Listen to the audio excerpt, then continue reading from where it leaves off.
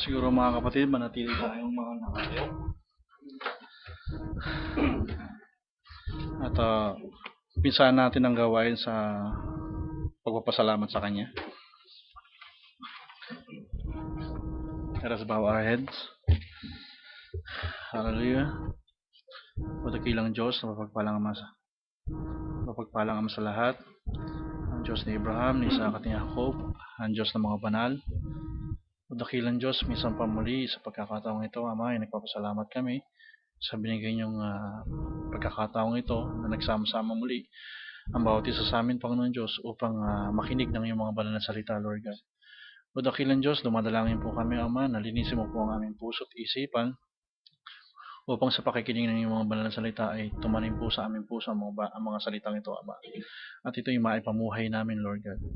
O dakilang Diyos, minsan pa ay inaalay namin ang gawain ito sa iyo, Ama. Naway maging mabagong samyo ang gagawin namin sa iyong luklukan, Lord God. At minsan pa patuloy po namin kayong pinupuri, dinadakil at sinasamba. At hinihiling ko po, Ama, na bilang daluyan ng iyong mga banal na salita, O Lord God, gamitin mo po ako. Ituro mo po sa amin ang dapat naming gagawin, sasabihin, ibibigkas, Lord God. Lord God, nawa maging kalugod-lugod ang bawat isa sa amin, O Ama. Ikaw po, Panginoon Diyos, ang magpala sa iyong mga banal na salita, O Lord God. Maraming po salamat muli. Ito po ang samot dalangin namin through Jesus Christ and we pray. Amen. Praise God. Tayo po ay manatiling mga nakatayo at ating pong basahin ang John chapter 6.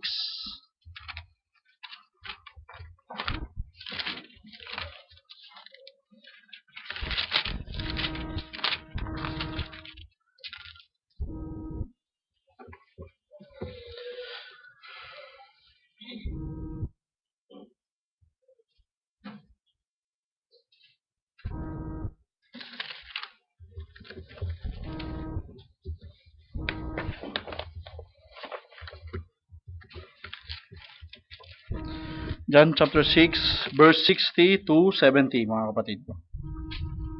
Praise God. Verse 60.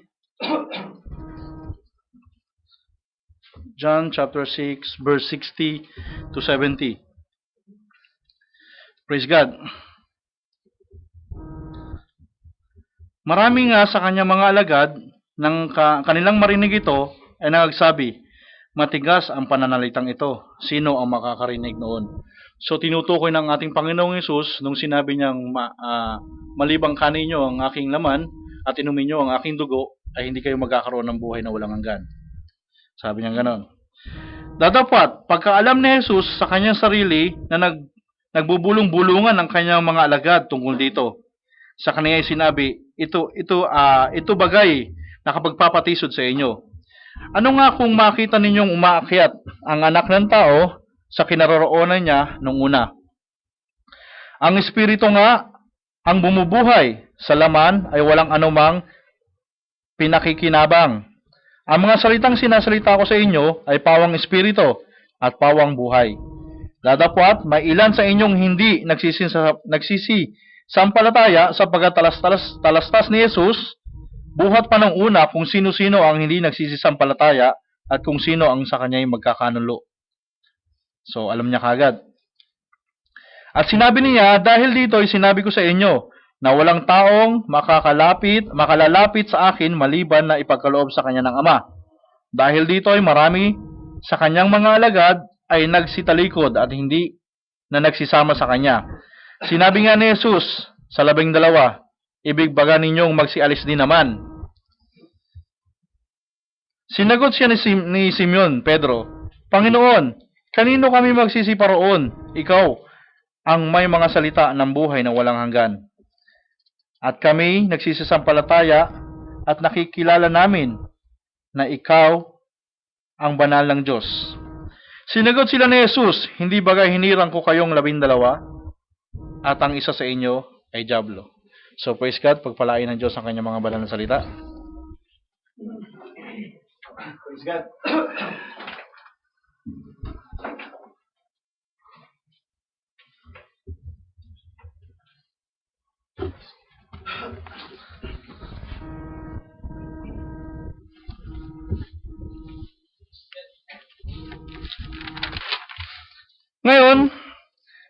Siguro naman walang hindi nakakakilala kay Peter.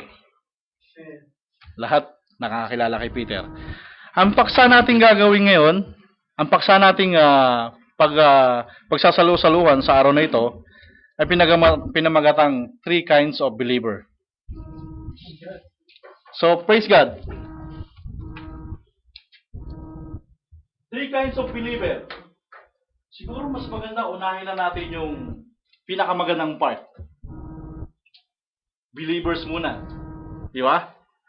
Believers.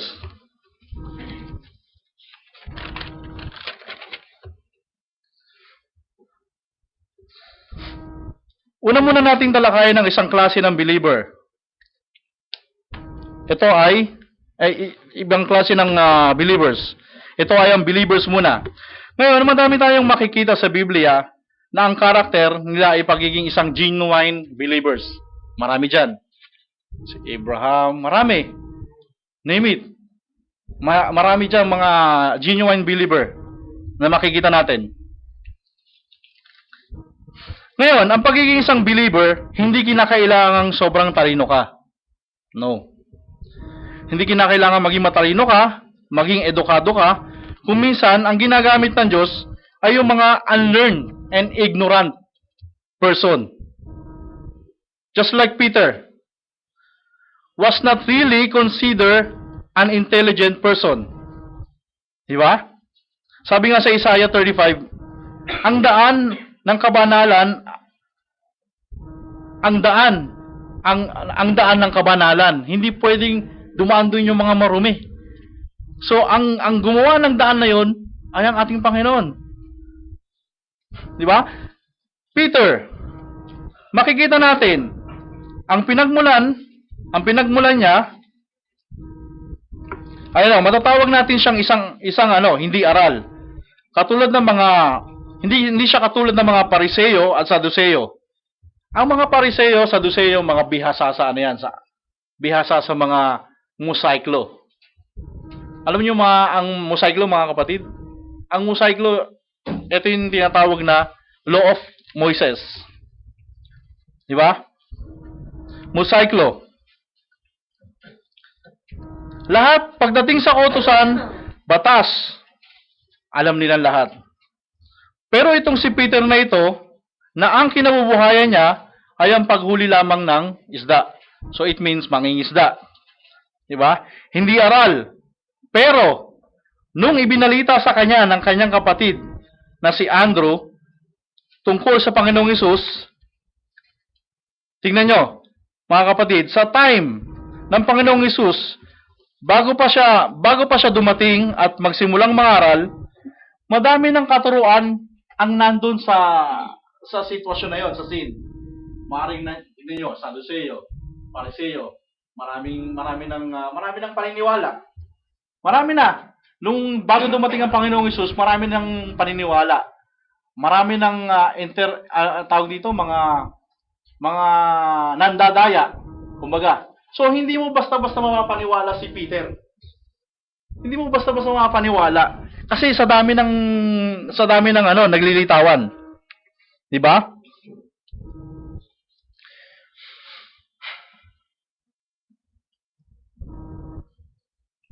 Pero nang makita niya ng harapan ang ating Panginoong Hesus, convinced siya.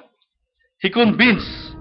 Na-identify niya kung sino ang sinasabi ng kapatid niyang si Andrew. Sabi ng kapatid niya si Andrew, take note, si Andrew, siya yung isang alagad ni John the Baptist. So, ang sabi ni John the Baptist sa kanila, na kung sino ang makita ay siya ang Lamb of God, sinabi niya. So, sinabi niya doon kay Andrew. So, si Andrew, kumbaga, sinundan niya ang Panginoong Hesus. Tapos, nung pagkasunod niya sa Panginoong Hesus, sabi niya nga, saan kayo nakatira? Ang sabi ng Panginoong Hesus, come and see. 'Di ba? So, pagdating ni Andrew sa kanila, sinira niya sa kanyang kapatid na si Simon. Sabi niya, nandun ang Misaya na ating iniintay upang iligtas ang Israel. So, nang makaharap ni Peter ang Panginoong Hesus, Convince siya. Di ba? Convince siya. Kaya nga sabi ng Panginoong Hesus kaya sinabi ng Panginoong Hesus, ano ba ang sabi nyo tungkol sa akin? Di ba? Sabi ng iba, you are prophet. Sabi ng iba, you are John the Baptist. Sabi ng iba, you are Moses. Sabi ng iba, you are Elijah. So, tingnan nyo mga kapatid. Ang una, Peter said, to whom shall we? Itong we na to, go. Thou hast the word of eternal life. So, saan kami? Saan kami pupunta? Diba? Itong we na to, ito yung believers.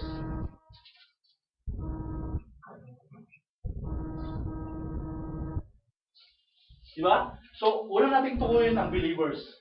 To whom shall we go? Tandaan nyo mga kapatid, ang sabi, hard saying, who can hear it? Amen. Sinong makakarinig nito? Napakatigas ng mga pananalitang ito. Sa tingin nyo mga kapatid, naintindihan ba ni Peter yung sinabi ng Panginoon? Hindi. Matigas nga Di ba? Matigas. Pero ang kagandahan kay Peter, he stayed. And very wise answer. Very wise. He stayed and very wise answer, to whom shall we go? Napakagandang answer. Di ba? Kasi tinanong sila Tinanong sila ng Panginoong Hesus, kayo din ba aalis? Dahil alam niya, matigas yung pananalitang yun. Alam niya na hindi matatanggap yun. Di ba? Kayo din ba aalis?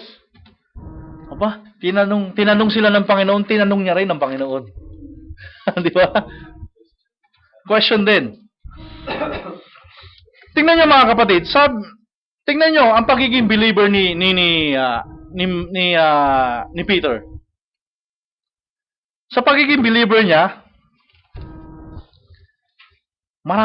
sa pagiging believer niya, siya yung pinaka-active Makikita niyo? Pinaka-active siya sa mga apostol. Sa pagiging believer niya, siya ay panganay. Una siyang tinawag. Siya ay unang tinawag ng Panginoong Hesus. So tingnan niyo mga kapatid, tinanong ang mga apostol, sino ba ang sabi niyo tungkol sa akin? Sabi, you are Elijah, you are prophet, you are Moses, you are John the Baptist. Tingnan niyo mga kapatid, hindi niyo ba nakikita sa panahong itong kinabubuhayan natin ngayon? Ano ang sabi nila tungkol sa Panginoong Hesus? Sa tingin niyo, ano sinasabi ng mga tao ngayon kung sino ang Panginoong Hesus? You are a man. Tao ka lang.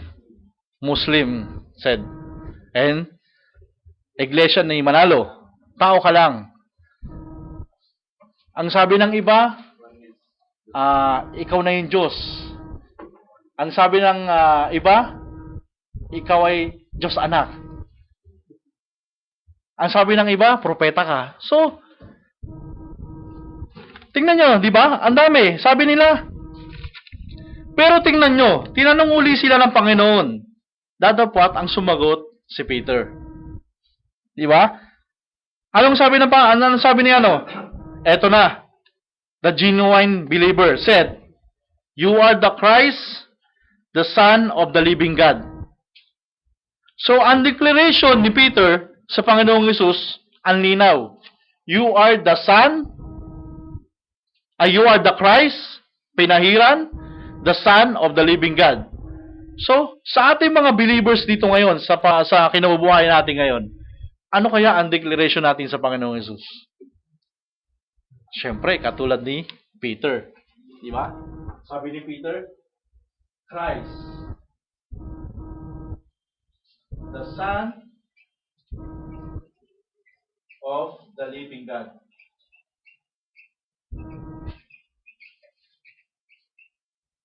Malinaw na malinaw.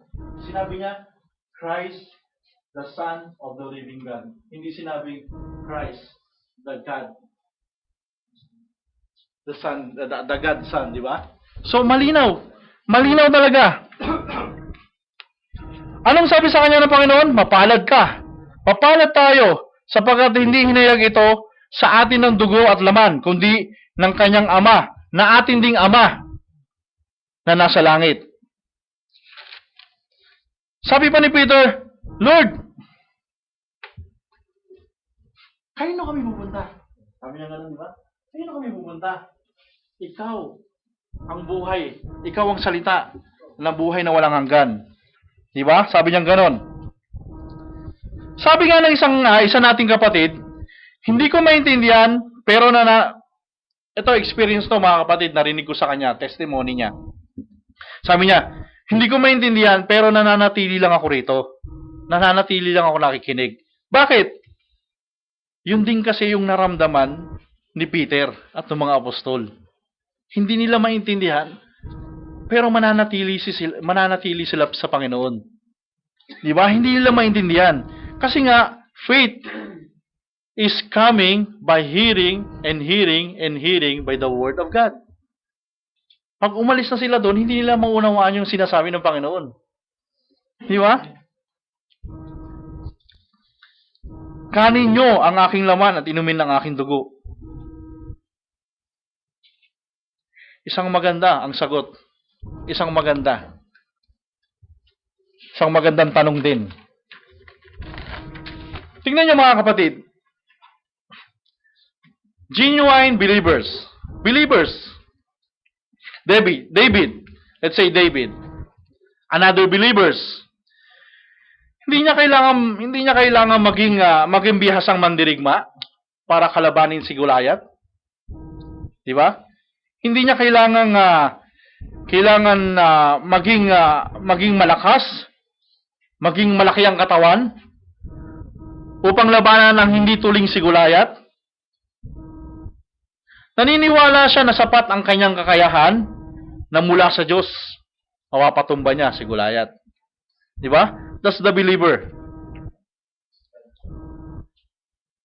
Tingnan niyo mga kapatid. Si David, doon pa lang sa pag-aalaga niya ng tupa, hindi niya alam, tinitrain na siya ng Diyos. Di ba?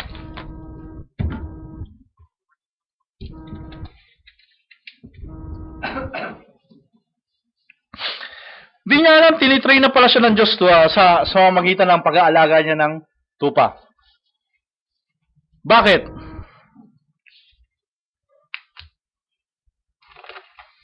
Sino sa inyo, mga kapatid, ang makakapatay ng leon? Di ba? Siguro, mapunta lang dyan sa harapan mo ang leon, hihimatayin ka na . Ang laki ng leon. Sabi nga ng ating kapatid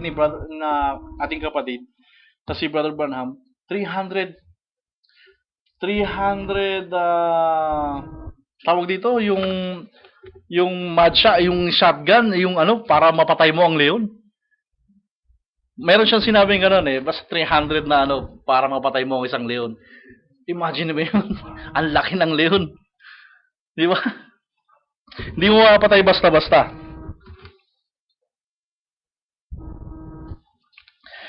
Tingnan niyo mga kapatid. At kung makikita nyo, ang kakalabanin ni David, si Goliath. Siguro naman na pag sinabing si Goliath, ano na kayo? Alam niyo na kung sino si Goliath. Sinasabing pinakamagaling na mandirigma ng Palisteo. Sabi ng ating kapatid, yung inches pa lang ng mga daliri niya, gaano kahaba? Ilan? Ito, Brad, siguro ang inches ng mga daliri ko, siguro mga 6 or 5. Mga ganyan. Ang mga daliri ng mga basketball player na mga tangkad, Brad, ilang inches? Pero to si Goliath, sabi ng ating propeta, 14 inches. Imagine mo yun? 14 inches. Siguro napakahaba nun. Higanti talaga.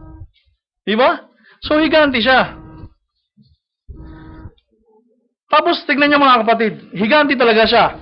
Tapos, yung breastplate niya, yung dala-dala niyang mga digmaan, tumitingbang ng 5,000 yun, mga kapatid. 5,000 shekel of brass.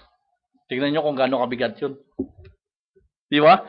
Tapos 600 shekel of iron yung ano niya, yung kanyang binibitbit, espada.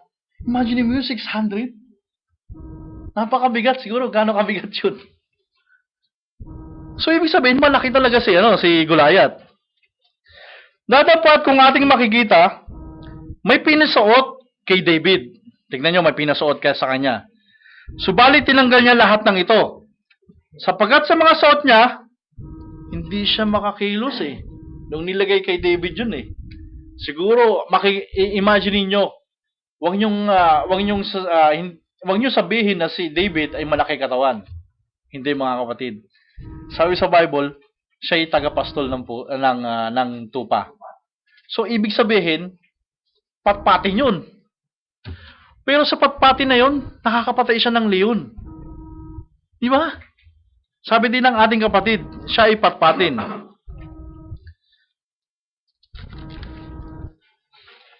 Hindi siya makakilos doon. Anong sinuot ni David? Yung sinasabi sa Ephesians 6:13 hanggang 17. Ang sabing ganon, na kailangan nating gamitin ng mga believers. Dapat yan ang ginagamit natin mga believers. Kahit sa panahong ito, dapat yan ang ating ginagamit. Sapagkat sabi sa Ephesians, hindi literal o hindi talaga makikita natin ang ating mga kalaban. Spiritual. Spiritual na ngayon ang ating mga kalaban. Sa ating kinabubuhayan. Tingnan nyo mga kapatid, pumunta si David para hamunin si Goliath. Para patayin niya si Goliath. Anong ginawa ni David? 5 bato. Doon sa malinis na batis. 5 bato lang ang kinuha niya para patayin si Goliath. Upang pabaksakin ang mayabang na hindi tuling ang Palisteyong si Goliath. Hindi mo kailangan maging biyasang mandirigma, magaling, malaki yung pangangatawan para matalo mo si Goliath. Katulad sa panahong ito, hindi mo kailangan na mag-aral ka sa yung mga tinatawag na theology, hindi mo kailangan mag-aral ng mga ganyan. Ng mga sa konbento, hindi mo kailangan mag-aral. Sa seminaryo, magsiseminaryo ka, hindi. Hindi mo kailangan mag-aral sa mga ganyan. Nag-aaral ka lang ba sa mga ganyan para maging magaling ka, maging manalita? Diba? Nag-aaral ka para i-oppose mo ang salita. Yan lang mga pinag-aaralan nila. Pero si Peter, hindi ganun ang ginawa sa kanya ng Diyos.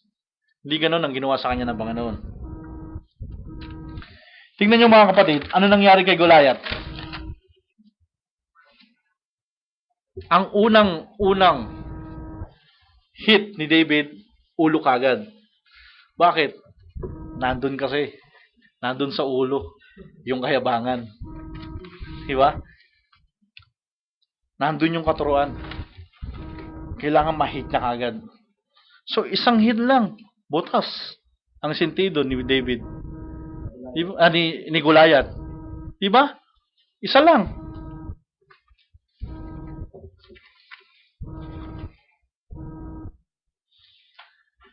Ito ang mga believers na matatawag natin mga kapatid. Si Abraham, makikita natin kung gaano siya kung paano natin siya makikitang believer. Pero mo sa katandaan niya, pinangako sa kanya ng Diyos na ikaw ay magkakaanak. Pangako 'yun. Pero hinawakan ni Abraham 'yun. Pero mo ilang taon na si Abraham noon? 70. Si Sarah is 65. So 75 si Abraham, 65 kung hindi ako nagkakamali si Sarah. So matanda na. So wala na yung milk vein nun. Tuyo na ang milk vein ni Sarah. So paano pa sila magkakaanak, di ba? But they believe the word of God. They believe. Naniwala sila sa pangako ng ating Diyos. So, believers. Marami kasing tinukoy si Brother Abraham sa mga believers. So kung iisa-isay natin yun, napakarami. Napakarami ng mga believers. Pero yung mga believers na yun, dapat gayahin natin mga kapatid. Gayahin natin ang mga karakter nila. Diba? So praise God. Punta tayo sa pangalawa. Ang pangalawa ay unbeliever. Punta tayo sa unbeliever. Anong sabi niya? Many therefore of his disciples, when they, sino itong they? Ito yung tinatawag na unbeliever.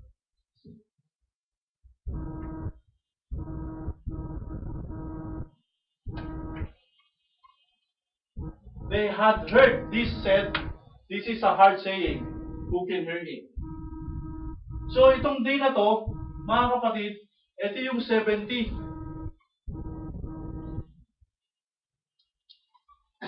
disciples. 70 disciples ng ating Panginoon. Yan yung 70 disciples niya, unbelievers. Ito yung 12 disciples. Actually, 11 na lang yan. Bakit naging 11? Mamaya makikita natin. Diba? So, unbeliever. 70 disciples. Ito yung mga sinasabi ng Panginoong Hesus. Mga grupong ito, ang ginagawa nila, they accept Jesus Christ. He knows Jesus Christ. They know.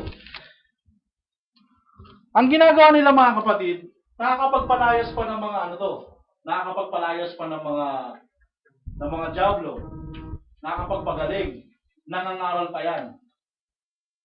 So, nangangaral pa yan. Nangangaral, nagpapalayas ng demonyo, so doon sila. Diba? So, unbelief.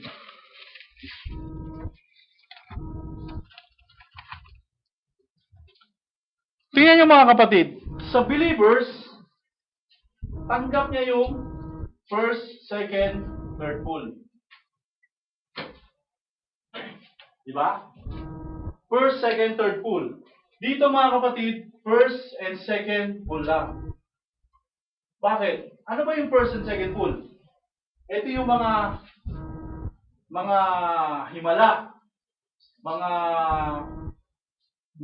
tawag dito, mga himala, mga nagpapagaling sila. Basta yung mga ganyan, na-amaze sila sa mga ganon. Discerning.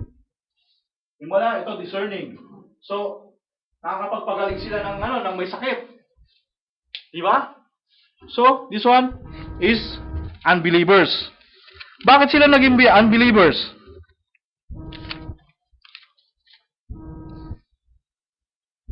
Dahil mga kapatid, kaya sila naging unbelievers, hindi nila matanggap itong third pull, which is the true Word of God. Ang natatanggap lang nila dito ay ang first pull sa second pull. So hindi nila matanggap ngayon yung sinabi ng Panginoong Hesus na maliban na kanin nyo ang aking laman at inumin nyo ang aking dugo, hindi na nila matanggap yun. Anong ginawa nila? They went back. Tinalikuran nila ang Panginoong Hesus. Diba? Tinalikuran nila ang Panginoong Hesus. Kasi hindi nila matanggap yung sinabi ng Panginoong Hesus eh. Sino makakarinig nito? Matigas tong pananalitang to. Sabi gayon, matigas tong pananalitang to ah. Imagine niyo mga kapatid, 70 ang hindi naniwala. 70 ang hindi naniwala sa third pull. 12 na lang, 11 na lang ang nag-stay. At sinabihan pa ng Panginoon, kayo din ba aalis? Diba? So kayo din ba aalis? Ano bang ginagawa ng unbelievers? Tingnan nyo sa Luke 10, mga kapatid.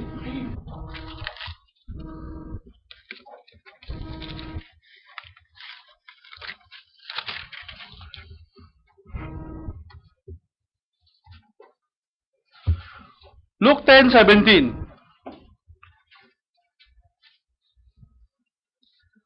Sabing ganon, at nagsipagbalik ang 70 na may kagalakan. Sabi niyang ganon.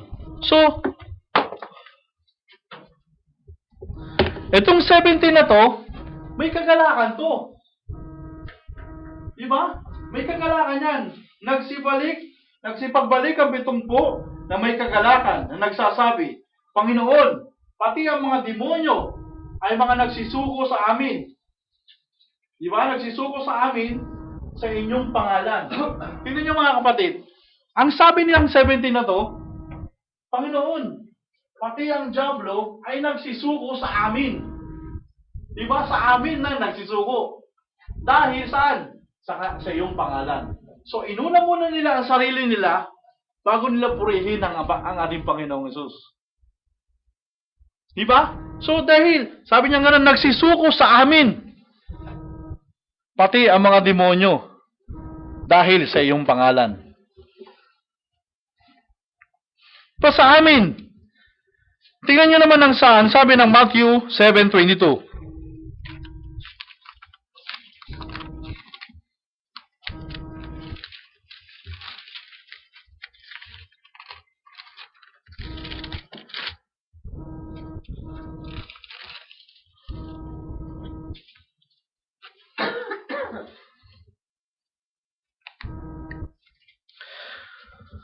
Matthew 7:22, sabi niya, marami ang nagsasabi sa akin sa araw na iyon, Panginoon, Panginoon, hindi ba nagsipanghula kami sa iyong pangalan?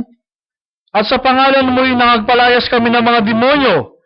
At sa pangalan mo'y nagsigawa kami ng maraming gawa? Makapangyarihan, sabi niyang ganon. So, ang mga ito, galak na kalak sila sa mga bagay na ganon. Galak na kalak sila sa first full and second full. Pero nung sinabi ng Panginoong Hesus, maliban kaninyo ang aking laman at inumin nyo ang aking dugo, wala na. Doon na nagkatalo ngayon. Nawala na yung galak nila. Sabi nila, sinong makakarinig nito? Matigas tong mga pananalitang to. Di ko kaya to. So nagsitalikod sila.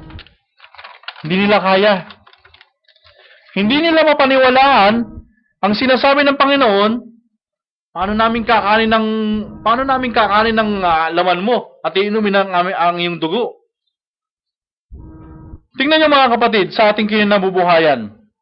Madami ang mga tao ngayon after lang sa himala. Hiwaga. Diba? Discerning. Nakatawag sila ng ang iniisip ng tao. First full, second full. Diyan lang after ang mga tao ngayon. Kaya mabilis silang matangga. Kaya tingnan mo mga kapatid, sa Katolik na lang. Usually, yan ang makikita mo sa Katolik. Mga himala, di ba? Mga himala, mga hiwaga. Kaya madali silang kaya madali silang matanggap ng tao. Kasi sa Katolik, walang rebuke. Di ba? Walang rebuke, no rebuke. Basta may himala, naniniwala ka sa himala, naniniwala ka sa hiwaga, sa discerning ng dun ka. Kaya makikita nyo mga kapatid, they are unbelievers. Nang hindi matanggap ng ibang disciple, ang purong salita ng Panginoon, humiwalay sila. At sila, nagsama-sama ngayon. Diba? So, yun lang ang pinaniniwalaan nila. Yung first pool, yung second pool. Pagdating sa third pool, wala na. Kaya unbeliever. Tingnan niyo mga kapatid. Itong believer, madaling ma-identify ito. Diba? Napakadali. Lalo na itong unbeliever. Madaling ma-identify. So, hindi lang sila naniniwala sa purong salita ng Diyos, pero kilala nila ang Panginoon. Diba? Sabi nga Panginoon, Panginoon. So, maraming tumatawag sa ating Panginoon ngayon. Name it, lahat sila tumatawag sa ating Panginoon. Pero ang tanong, kilala ba sila ng Panginoon? Diba? So, madaling ma-identify kung sino yung unbeliever. Kung sino yung believers. Sila lang yung gumagawa ng kalooban ng Diyos. Di ba?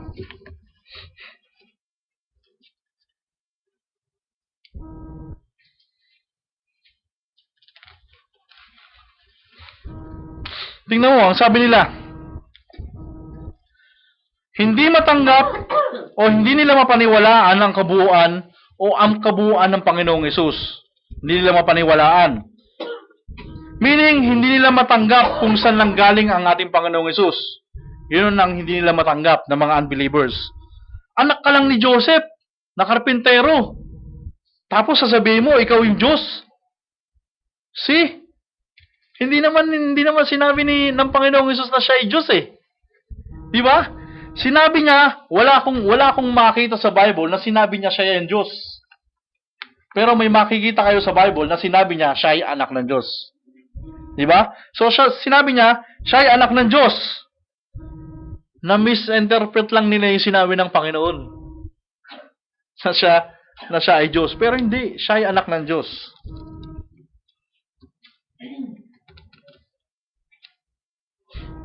Meron nga nagkwento kay brother, sa ating kapatid. Sabi nga nun, may nagsabi sa kanya, you know, Mr. Branham, I don't care kung gaano karami yung sinasabi mong napagaling mo sa mga sakit nila. Wala akong pakialam. Sabi niya ganun. Napagaling mo sila. Hindi ako naniniwala. Hindi rin siya naniniwala na napagaling mo. Wala akong pakialam. Sabi niya ganun. Sagot ng ating kapatid, wala ka talagang care doon kasi hindi mo paniniwalaan yun. Bakit? Ano kasi siya? Unbeliever kasi siya. Diba? Hindi niya talaga paniniwalaan yung ginagawa ng ating kapatid. Kasi, unbeliever siya. Diba? So, kilala niya sa ang ating kapatid, pero hindi siya naniniwala sa mga gawa ng ating kapatid. Kilala nila ang ating Panginoong Hesus. Kasama pa nga nila eh. Di ba? Kilala nila. Pero, unbeliever sila. Hindi nila matanggap yung third pool. Yung purong salita ng Diyos. Yung nagpapahiwalay. Madaling ma-identify. Tingnan nyo mga kapatid. Sa tingin nyo, Eve is unbeliever?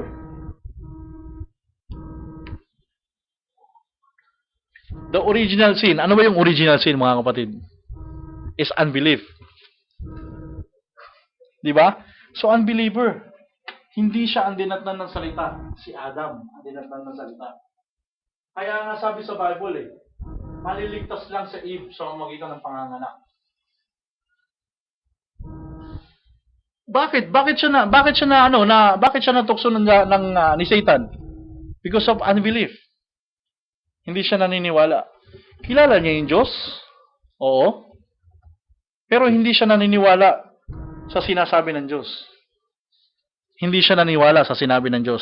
Kayo'y mamamatay pag kinain niyo ang prutas na yan. Hindi siya naniniwala. Si unbelief.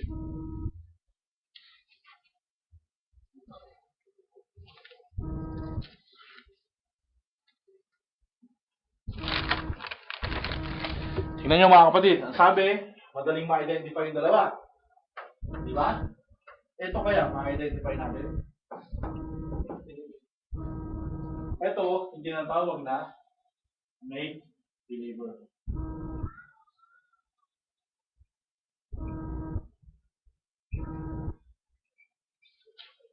Jesus said, sabi lang gano'n, have not I chosen you to 12? You 12, and one of you is a devil. Sakit nun ah. Imagine mo, yung isa sa kanila, devil. Sabi gano'n ng salita, many are called, but few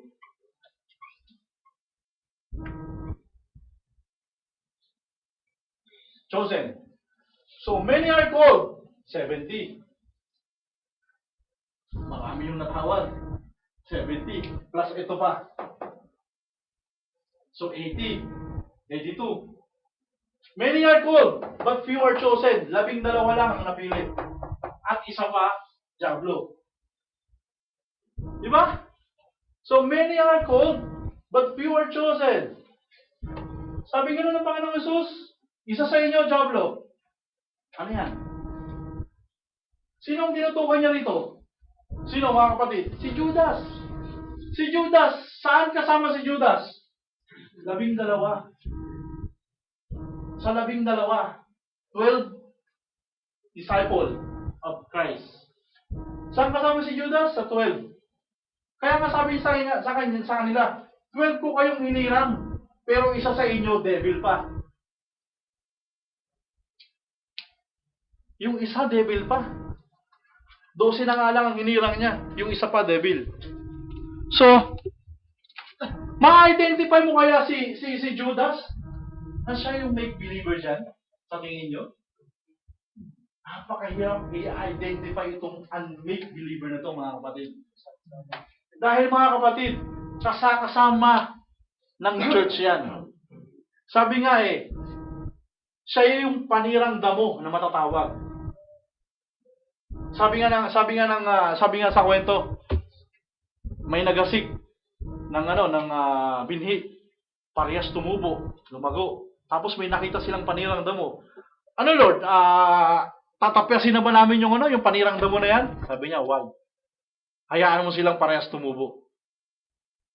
So, paano mo ngayon malalaman? Paano mo ngayon ma-identify ngayon yung make believer na to? Diba? Paano mo ngayon ma-identify? Kasama nila yan. Mga kapatid, kasama nating umaawit yan. Nagpupuri, nagpipreach sa pulpit na ito, nag-amen, nag-hallelujah. Diba? Sa 12, kasama nila si Judas. Maaaring nagpipreach si Judas. Nagpipreach yan. Nangangaral yan. Nangangaral, nagpapalayas ng demonyo. Diba? Kasi inutusan silang 12 apostles na, sige, humayo kayo. Pagalingin nyo yung masakit. Diba? So, maaaring ganyan. Tingnan nyo sa Matthew 7:21, mga kapatid.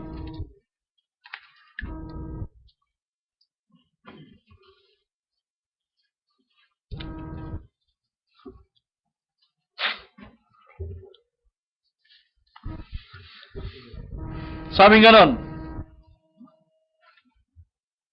hindi ang bawat nagsasabi sa akin, Panginoon, Panginoon. Sabi niya ganon, di ba? Ay papasok saan? Sa kaharian ng langit. Kundi ang gumaganap ng kalooban ng aking Ama na nasa langit lamang. So meaning, makikita mo siya, yung make believer na to, sa gawa. Sa gawa niya. Ibig sabihin, kilala niya ang Panginoon, nagpupuri siya, nagbe-preach siya, nag-hallelujah siya, nag-i-amen siya. Kasabayan ng totoong binhi. Pero, yung buhay niya, makikita mo. Maaring mataas pa ang revelation sa inyo yan, mga kapatid. Mataas pa ang revelation sa inyo yan. Sabay na sabay. Hindi mo ma-identify ngayon. Ma-identify mo lang siya kung yung taas ng revelation niya ay tumutulay sa kanyang buhay. Diba? Tumutuloy ba yung revelation niya? Yung revelation na natatanggap niya sa buhay niya. Yung natatanggap niyang salita, ipinamumuhay niya ba? Diyan mo ngayon ma-identify ang make believer sa kanyang paggawa. Diba? Kasi sabi nga nun, kilala, Panginoon, Panginoon. Hindi lahat ng nagsasabi sa Panginoon, Panginoon, ay papasok sa kaharian ng langit. Tandaan yan.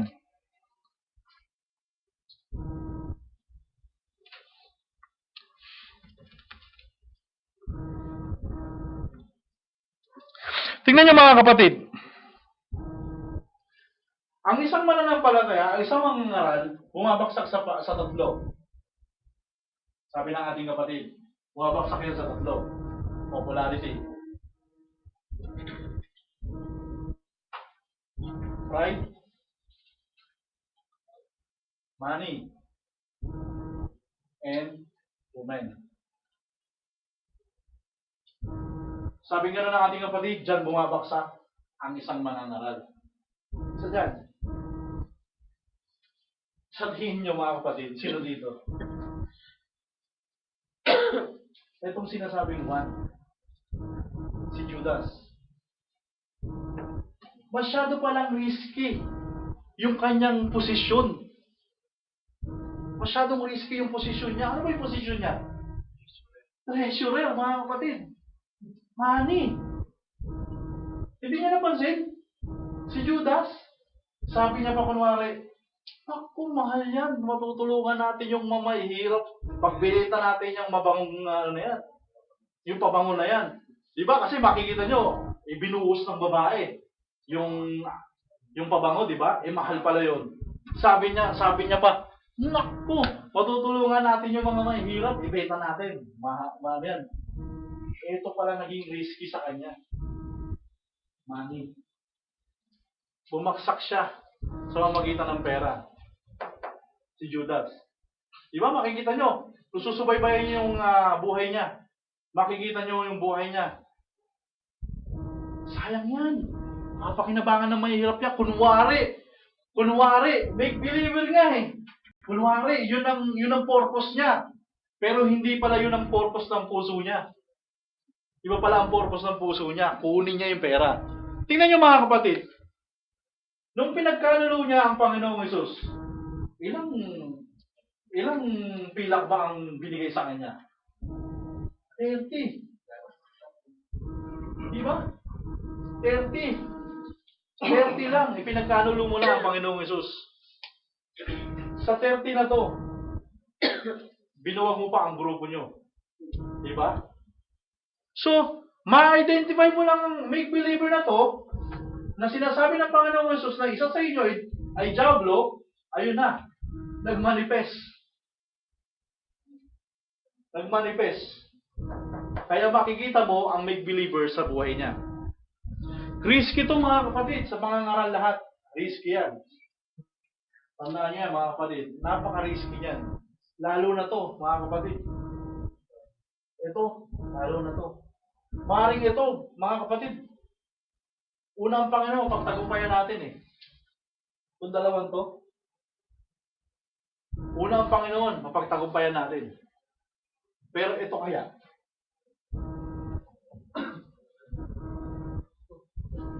sa tingin nyo, yan kaya mapagtagumpayan natin? Ang hirap ng pride na to ah. Ang hirap kainin.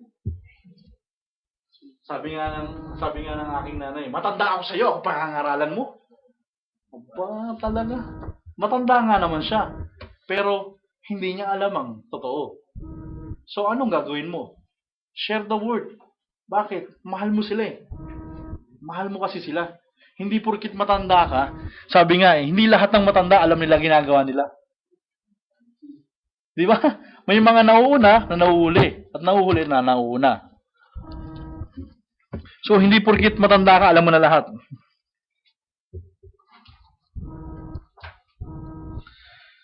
Tingnan nyo mga kapatid. Ang make-believer, talented masyado yan. Talented yan. Magaling silang mag-preach. Magaling silang magsalita. Tingnan mo ang Pharisee at Sadduceo. Sa panahon ng ating Panginoong Hesus, napakatalino nila. Kabisado nila yung Mosaic Law. Di ba? Kabisado nila. Sabi nga sa patalinuhan walang makakaubra doon sa mga yon. Pagdating sa Mosaic Law. Hindi mo maano yon. Godhead, name it, alam niya. Godhead, bautismo. Sumasabay sa kapahayagan. Di ba? Pero, ang tawag sa kanya, ano? Ang tawag sa make believer na to, ano?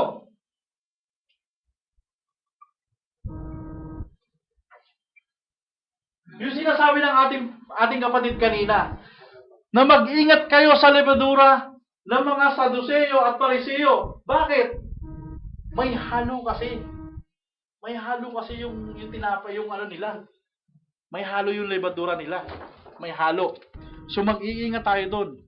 Kaya ang tawag sa make believer na to, hypocrite. Bakit? Kunwari, Amen? Kasabay ng 12, ay 11, sumasabay, humahalo, nakikisalamuha, nagpipreach, nangangaral, ano pa, nagpapagaling. Sabihin na natin dito, mga kapatid, huwag na natin ilabas. Dito, nagpupuri, nagsasabi ng amen, glory to God. Pero pagdating na nasa labas, anong ginagawa? Maaring bumagsak, maaring bumagsak, maaring, di ba? Di natin alam, kasi make believer nga eh. Make believer.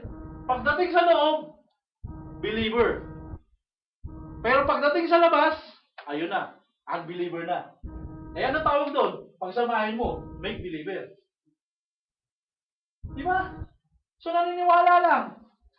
Pero hindi sumusunod ang buhay niya doon sa pinaniniwalaan niya. Alam niya yung Godhead, walang problema.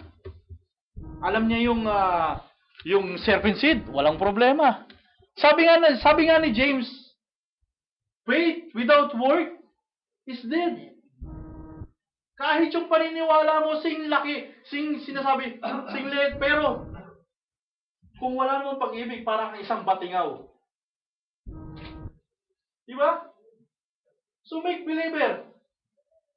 Sa tatlong yan, ito ang pinakamahirap ma-identify, mga kapatid, ang make believer. Itong dalawa, walang problema dyan eh. Napakadali yan. Pero itong mahirap. Kaya sabi ng ating kapatid na si Brother Branham, mag-ingat kayo rito. Watchful kayo dyan. Watchful kayo. Parang isang lobo yan na nagkunwaring tupa. Pero siya'y maninila. Di ba? So make believer.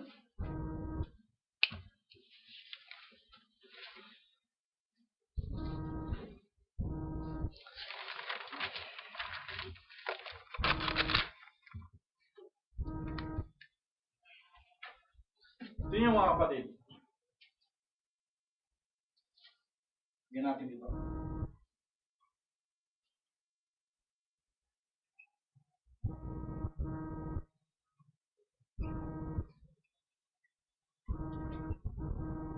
Itong tatlong yan, dapat lahat right.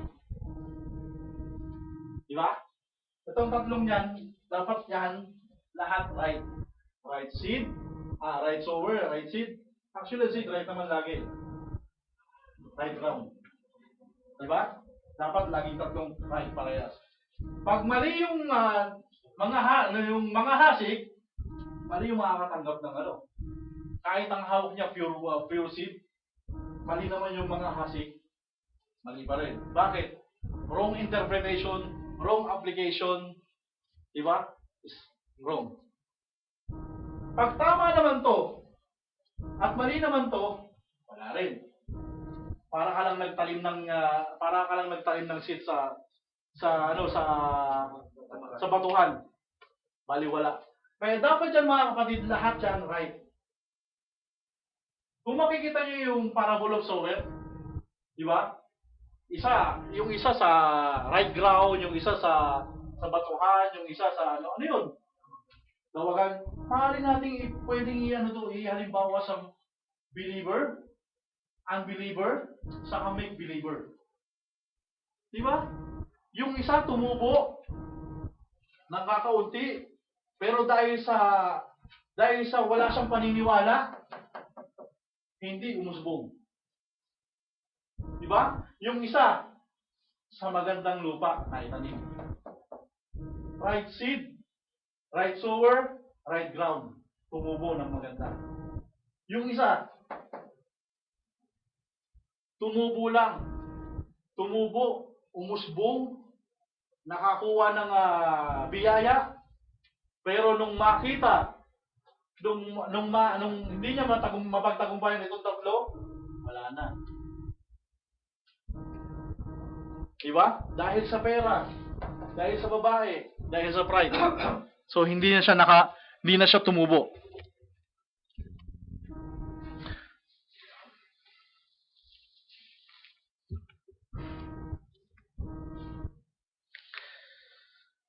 So praise God. Mayroong isang kwento, mga kapatid. Isang pariseo, sabi niya gano'n, ang mga pariseo, ang tawag dito ng ating kapatid, mga hypocrite talaga.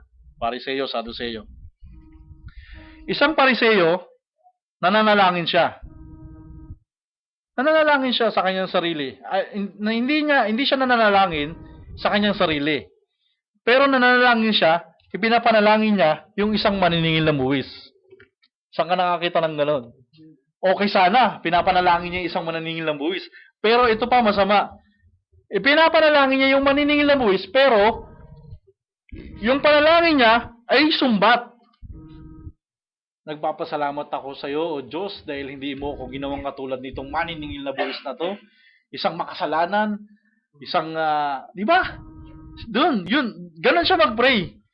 Ipinagpipray niya yun, pero hindi sa maganda. Tingnan niyo mga kapatid ng mga pariseo. Sila yung may hawak-hawak ng batas. Sabi nga ng Panginoong Hesus kayo itong mga pumipigil sa mga gustong pumasok sa kaharian ng langit, kayo ang pumipigil. Di ba? Sila ang pumipigil. Bakit? Mawawalan sila ng miyembro pag hindi nila pinigilan yung mga yon. Pero naniniwala ako mga kapatid, kahit pigilan ka pa, kung ikaw ang tamang ground, at kung may nagasik sa'yo ng tamang soil, nagasik, naniniwala ako mga kapatid, kahit may pumigil sa'yo, umusbong ka. Parang parang isang lupa, may tinanim ka sa isang lupa, pasadahan mo ng semento. Maghahanap yan, Brad. Maghahanap ng ng butas yan para tumubo siya. Ano yung hinahanap na yon? Sun. S-U-N. Di ba? Anong hinahanap natin? Sun. Sabi nga nung matagpuan ng tatlong magay ang star, ang tinuturo ng star, natagpuan na nila yung sun. Umusbong na ang kanilang binhi. Natagpuan na nila. Di ba? Sa pagtatapos, mga kapatid, may isang kwento. May isang kwento ang ating kapatid. Sabi niya gano'n. Mayroong isang bata, little boy, sabi niya, pumunta sa isang bahay na mag-aara. Kasi itong batang ito, sa kanila, walang salamin. Walang salamin, mga kapatid. So, nung bumisita sila sa isang lugar, na meron siyang nakitang isang salamin. Yan. Salamin. So, nung pagtingin niya sa salamin, may nakita siyang little boy. Pag ginalaw niya yung ganon, gagalaw din yung little boy na yon. Pag tumawa siya, tatawa din yung little boy na yon. Pag ginalaw niya yung katawan niya, gagalaw din ang little boy na yon. Di ba? So, sa katuwaan niya, sa nakikita niya, tinawag niya yung nanay niya. Sabi niya gano'n, "Nanay, ako to ah." Di ba? Na-recognize niya ngayon yung sarili niya. Yun yung tinatawag na image. Salamin. Nakita niya ngayon yung image niya. Ako to. Ako to Kung ano yung gawin ko, yun ang ginagawa niya. Kung ano yung sabihin ko, yun ang sinasabi niya. That's my image. That's my image. Diba? So ngayon, mga kapatid, ito ang ating mirror. So, tignan mo ngayon ang banal na kasulatan, umarap ka ngayon sa salamin na yan, at tignan mo ngayon kung nasan ka nakaposisyon. Kung saan ba sa tatlong to. Diba? Tignan mo kung saan siya nakaposisyon. Ikaw ba'y unbeliever? Nagagalak ka lang ba dahil sa mga himala, sa mga discerning na natatanggap mo? Ikaw ba ay isang believers? Kahit hindi mo maintindihan, stay lang ako. Maiintindihan ko rin yan. O ikaw ba ay isang make believer lang? Mas mataas pa ang kapahayagan mo, pero ang buhay mo naman hindi sumasabay doon sa kapahayagan na itinataas sa'yo. So, salaminin natin ang ating buhay kung saan tayo grupo nakaano. Mga kapatid, tandaan nyo, sabi nga ng Bible, hindi pwede ang masama sa daan na yun. So, ang pwede lang sa pag-angat na mangyayari, sa pag-ayaw na mangyayari, ito lang. Hindi pwede din yung fake believer, hindi pwede din yung unbeliever. Unfair naman kung gano'n, kung pwede yung unbeliever. Aba, hindi i-claim ko na yung tatay ko. Diba? Eh, mahal ko yun eh, tatay ko yun eh. Hindi believer yun. Unbeliever pa yun. I-claim ko na lang siya. Kung gano'n. Nasaan ang standard ng Diyos dyan? At ano pang silbi yung pagpapagal natin? Diba? Ano pang silbi nito? Ano pang silbi nitong gigising tayo ng maaga? Ang sarap-sarap matulog. Ano pang silbi nitong naghihintay tayo? Ano pang silbing nagpe-pray tayo? Humihibig tayo ng 8:30? Ano pang silbing ng mga pagtitiis na to? Kung gano'n ang standard ng Diyos. Kaya tayo nagkakaroon ng mga gano'n, ng mga pagtitiis, alam natin kasi, righteous ang Diyos. Alam natin na righteous siya. Pag nagbigay siya ng isang tawag dito, isang husga, napaka-righteous niyan. Napakatama niyan. Hindi siya umuhusga ng hindi tama. Naalala niyo mga kapatid yung isang kwento na meron siyang hired na manggagawa. Hired na manggagawa. Sabi niya, ang ano yata ano, 6 basta nag-hired siya. O sige, gumawa ka rito. Ngayon, sa katanghaliang tapat, nakakita ulit siya ng manggagawa. Bibigyan kita ng ganitong presyo. Nakakita siya ulit. Sahod, okay, pinaano niya. Pero nagreklamo itong nauna. Yung naunang nagtrabaho. Sabi niya, bakit parehas lang ang sweldo namin? Eh, ako ang naunang nagtatrabaho rito. Di ba? Ako unang nagtrabaho, siya kararating lang. Tapos parehas ang sweldo namin. Aba, unfair ka. Pagdating sa atin mga, di ba? Pagdating sa atin yan, mga sabihin natin, unfair ka. Pero hindi. Ang naging usapan nyo kasi ng Panginoon, ito ang magiging sweldo mo. Sa magiging oras mo. Kinausap niya yung dumating, etong naging kasunduan nila. It is fair? Fair. Di ba? So God is not unfair. He's always fair. Laging fair ang Diyos. Hindi lang natin maintindihan minsan. Di ba? Hindi lang natin maintindihan minsan kung yung kaya tayo nakakapagsabi na unfair naman tong Diyos na to. Biruin mo itong mga hindi mananampalataya na to. Yung binibless pa. Di ba? Unbeliever na nga eh. Binibless pa. Pinayayaman pa ng gusto. Itong mga believers naghihirap. Mangingisda pa. Di ba? So, hindi natin maintindihan. Kasi mga kapatid, kung pinayaman ka ng Diyos sa isang saglit lang, baka makalimutan ka niya. Baka makalimutan mo siya. Di ba? Kaya nga sabi, bigyan mo po kami ng makakain sa araw-araw. Hindi isang buong taon. Baka pag binigyan ka ng Panginoong Hesus ng isang buong taon, makalimutan mo siya. Pagkatapos na lang ng isang taon, saka ulit ako mananalangin ng isang taon pa ulit. Di ba? So hindi. Araw-araw. Pinagpipray nila araw-araw. Kaya araw-araw ipagpasalamat natin yung mga natatanggap natin na blessing. Maging hininga yan, maging ano pa man yan. Ipagpasalamat natin lahat. Di ba? So mga kapatid, ang believers, makikita natin, ma-identify natin ng gusto. Ang unbelievers, ma-identify din natin. Ang make-believer, mahirap nating ma-identify. Pero unang Panginoon, nasa kanyang mga gawa. Ang make-believer, mga kapatid, tandaan nyo. Di ako ano doon. Tumatayo sa pulpito ang make-believer. Tumatayo yan, nangangaral yan. Nagsasabi yan ng amen. Praise God. Pero wag nawa mangyari na merong isa sa atin dito. Wala nawang mangyari. Wag nawang mangyari. Wala nawa. Ang maging make believer sa atin. Brad, pag umangat, pag dumating ang Panginoong Hesus, at nakita mo kaming umaangat, ito ka. Make believer ka. Di ba?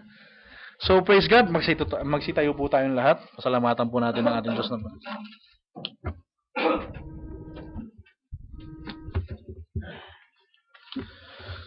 Praise God, dakilang Diyos, mapagpalang mo sa lahat. Nagpapasalamat po kami, Panginoon Diyos, sa inyong mga banal na salita, O Lord God. Ikaw po, Panginoon Diyos, ang magbigay ng buhay sa mga salitang ito, Ama. Hindi po namin kaya ang magpaunawa sa isang tao. Wala po kaming kakayahan ng mga bagay na ito, kundi ikaw lamang, Panginoon Diyos, ang nagbibigay ng kaunawaan sa bawat isa sa amin, O Lord God. O dakilang Diyos, lahat po ng iyong mga banal na salita ay nihiling namin na ipaunawa mo po sa amin, Lord God, ang mga bagay na ito. At umihiling po kami, Ama, na wala kang makita sa isa sa amin na nagkukunwari na katulad ng Saduceo at sa Pariseo, na sila ay impokrito, o dakilang Diyos. Makita mo nawa sa bawat isa sa amin ang kabutihan ng aming puso, ang kalinisan ng aming puso, Ama. Ang pagpapagal na ito ay inaalay namin sa iyo, Ama, sapagkat ikaw ay nangako sa amin na darating ang araw at kay may liligtas mo, kukunin mo sa sanlibutan ito at ipadadala mo ang iyong buktong na anak upang kami kasamahin sa iyong eternal na buhay at upang sumalubong sa kanya sa alapa po, Ama. Maraming po salamat muli. Ito po mga samo at dalangin namin sa dakilang mong pangalan, aming Panginoong Kristo. Amen. Sige.